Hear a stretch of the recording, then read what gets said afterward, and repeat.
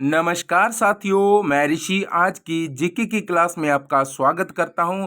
और दोस्तों, आज की जीके की क्लास में वो सारी व्यवस्थाएं आज कवर करने वाले हैं जो कि नेक्स्ट एग्जाम के व्यू से वेरी वेरी इंपॉर्टेंट रहने वाली है।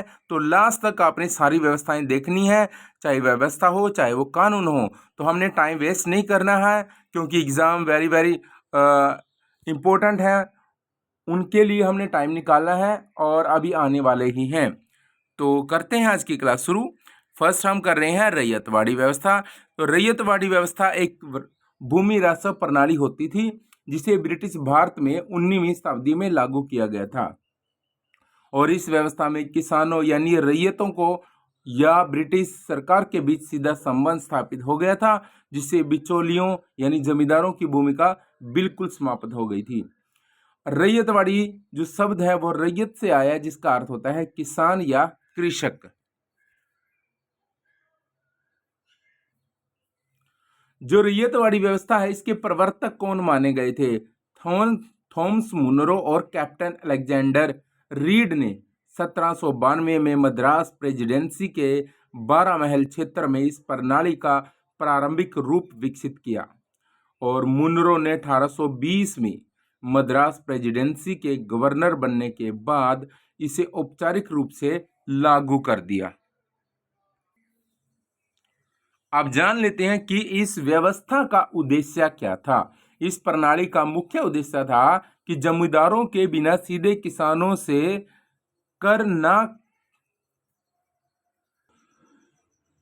कर वसूल करना था, जिससे राजस्व संग्रह में अधिक वृद्धि हो सके। यह प्रणाली कंपनी के लिए अधिक लाभकारी सिद्ध हुई क्योंकि इसके अधिकतम राजस्व सीधे सरकार को प्राप्त हुए।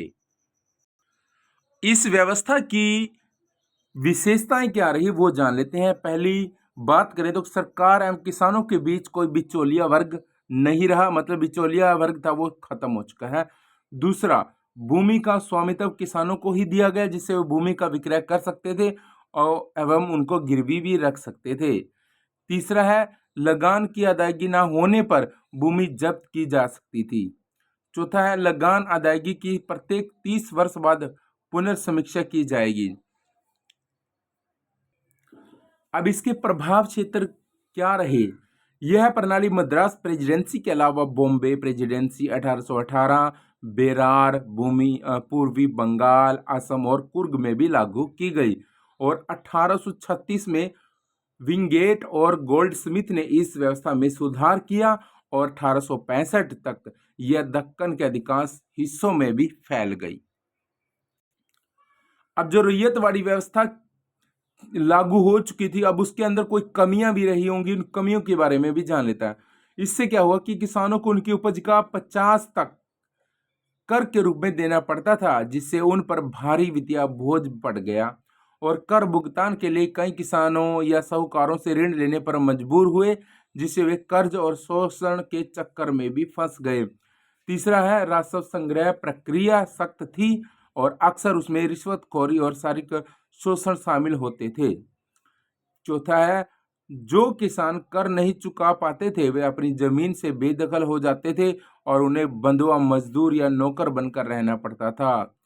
और लास्ट है कि उच्च कर और कठोर संग्रह नीति ने भूमि खरीदने के प्रति लोगों को हतोत्साहित किया, जिससे भूमि का मूल्य गिर गया। अब रैयतवाड़ी व्यवस्था के प्रभाव क्या रहे? इस प्रणाली ने किसानों को नकदी फसलों जैसे कैश क्रॉप्स की ओर प्रेरित किया, जिससे खाद्य सुरक्षा प्रभावित हुए।